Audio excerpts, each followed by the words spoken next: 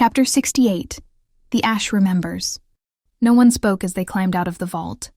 The spiral of golden ash still glowed faintly behind them, like a seal, or a warning, or both.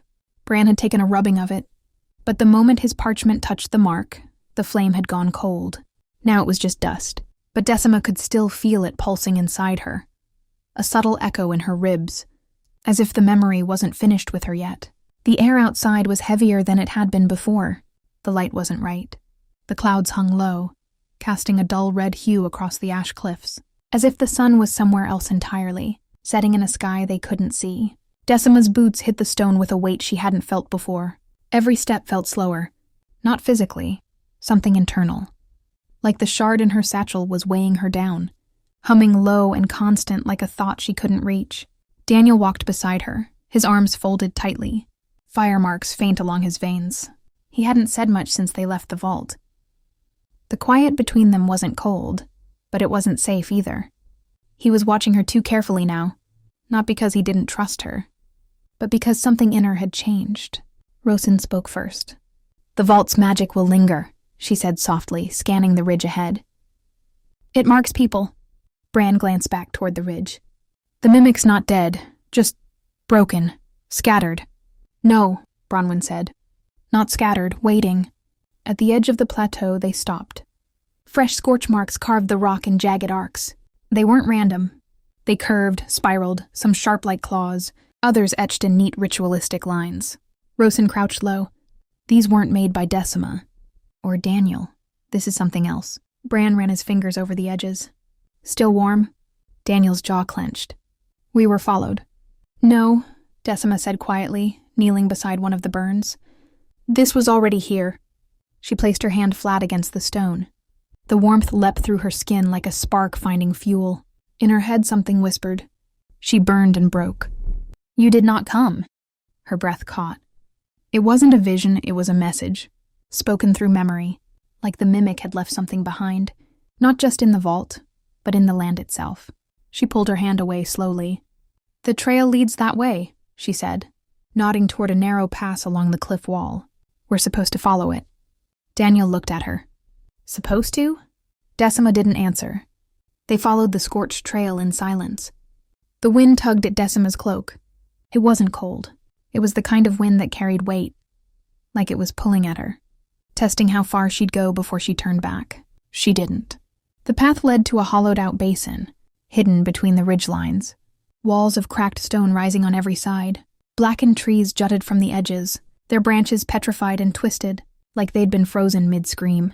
At the center sat the ruin, a low circular structure of carved stone half buried in ash. No roof. No markings at first glance.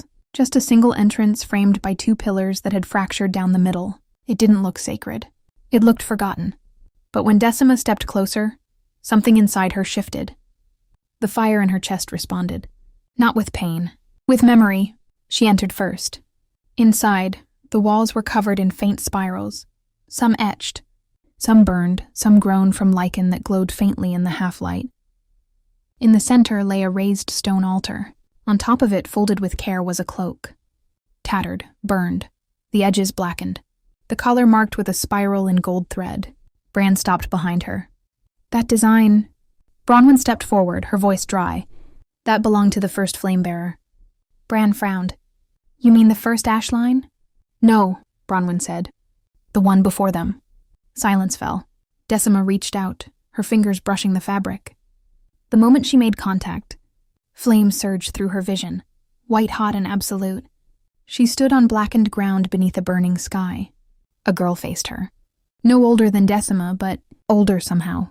Burned in a way Decima wasn't. Fire ran through her veins like blood. Her eyes were silver, with gold flecks that shimmered when she blinked. "You are not new," she said. "You are what we tried to stop.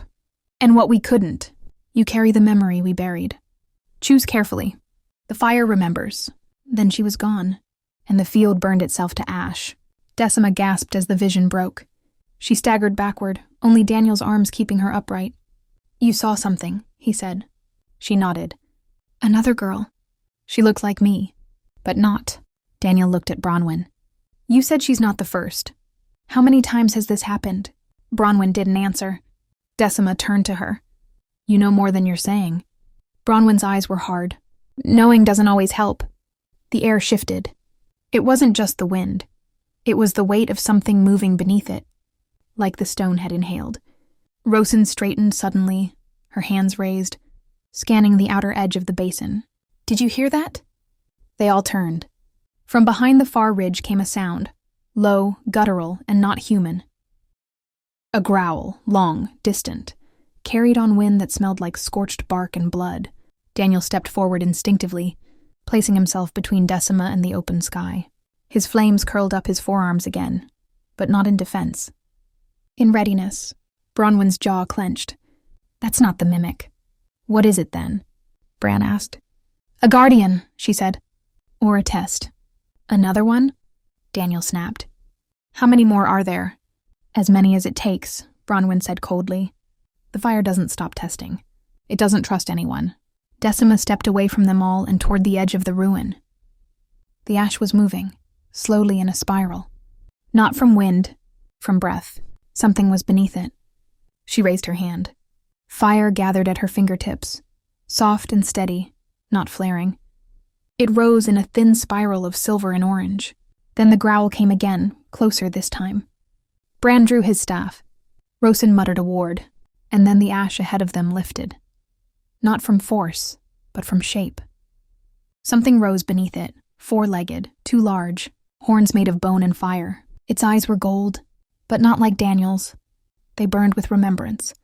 It's a flame echo, Bronwyn whispered. The creature moved, slow, deliberate.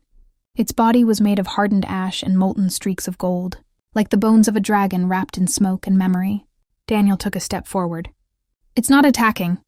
It's watching, Decima said. Like it's waiting to see what I'll do. Then what do? Bran asked.